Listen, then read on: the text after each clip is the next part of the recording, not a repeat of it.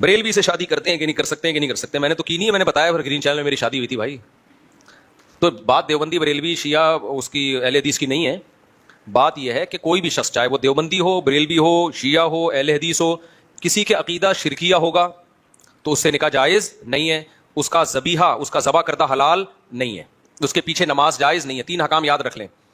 جس کا 2 اور 2 4 کی طرح شرکی عقیدہ ہے نا، چاہے دیوبندی ہو، بریلوی ہو، اہل حدیث ہو، 3 احکام شریعت میں ہے، اس کے پیچھے نماز جائز نہیں ہے، نماز پڑھ لی نہیں ہوگی. نمبر 2، وہ ذبح کرے گا جانور تو اس کا ذبیحہ حلال نہیں ہوگا. نمبر 3، اس سے نکاح کریں گے تو نکاح منعقد نہیں ہوگا.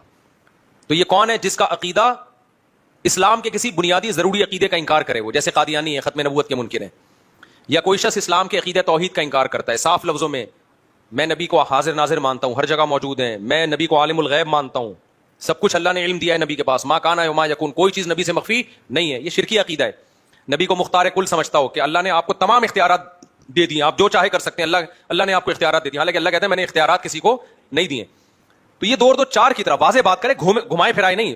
بعض لوگ گھماتے پھراتے ہیں. جب ان سے کہا جاتا ہے کہ نبی تو بشر تھے، آپ کہہ رہے ہیں نور تھے، تو کیا انسان نہیں تھے؟ تو بعض لوگ صاف کہہ دیتے ہیں کہ بشر تھے، بشر نہیں تھے، آپ نور تھے، انسان کی شکل تھی، اصل میں آپ نور تھے. تو یہ عقیدہ کافرانہ ہے، کیونکہ آپ قرآن کی واضح آیتوں کا انکار کر رہے ہیں آپ. لیکن بعض لوگ تعویل کرتے ہیں، کہتے ہیں نہیں ایکچولی وہ اس لحاظ سے نور تھے کہ وہ ہدایت کا نور تھے. وہ تو ٹھیک ہے، ہم بھی کہتے ہیں ہدایت کا نور تھے، لیکن انسان تو تھے نا، بشر تو تھے نا. آپ کے والد تھے عبداللہ، آپ کی والدہ تھی آمنہ، اور جو آج بھی سید ہیں وہ بھی بشر ہیں، سارے گوشت پوش کے بنے ہوئے انسان ہیں. تو جو تعویل کرتا ہے، تعویل والا نہیں، 2 ٹوک لفظوں میں انکار کرے گا نا، نبی کو حاضر ناظر کہے گا، مشکل کشا کہے گا، تو وہ دائرہ اسلام سے خارج ہو جائے گا. یہ مولوی نہیں فتوے لگا کے دائرہ اسلام سے خارج کرتے، مولوی بتا دیتے ہیں کہ یہ ہو چکا ہے. لوگ کہتے ہیں مولوی ٹھیکیدار بنے ہوئے دائرہ اسلام سے خارج کرنے کا. مولوی ٹھیکیدار نہیں بنے ہوئے، جو بیچارہ ہو جاتا ہے مولوی اس کے بارے میں رپورٹ پیش کر دیتے ہیں کہ یہ کیا ہو گیا ہے، ہو گیا ہے. اچھا، بعض لوگ یہاں کہتے ہیں ہم کون ہوتے ہیں کسی کو کافر کہنے والے؟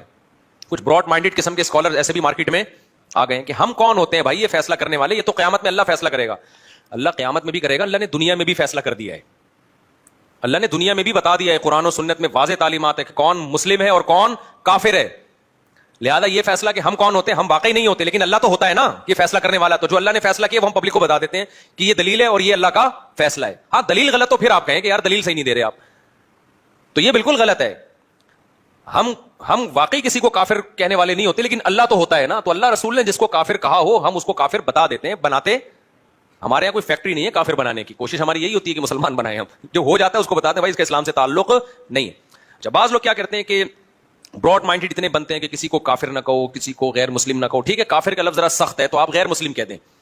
جب غیر مسلم کو بھی آپ کافر کہتے ہیں نا تو اس کو چڑ ہوتی ہے اس سے. تو کسی کو ہمیں طنز کرنا تو شریعت میں پسندیدہ نہیں ہے نا، تو اس کے لیے آپ اس کو کافر نہ کہیں، غیر مسلم کہتے ہیں. یہ ہلکا لفظ ہے، اس پہ وہ تو خود مانتا ہے کہ میں مسلم تھوڑی ہوں. یہ ایک الگ بات ہے کہ ہم کافر کو کافر کے بجائے ہم کیا کہیں گے، ایک ادب تمیز کا لفظ استعمال کریں گے، بھائی یہ غیر مسلم ہے. جیسے قرآن نے بھی اہل کتاب کو اہل کتاب کہا، ایک رسپیکٹ دی نا ان کو، لیکن یہ تو نہیں کہا کہ یہ مسلم ہے، یہ تو نہیں کہا نا. اتنی رسپیکٹ تھوڑی دینی ہے کہ ہم افورڈ ہی نہ کر سکیں.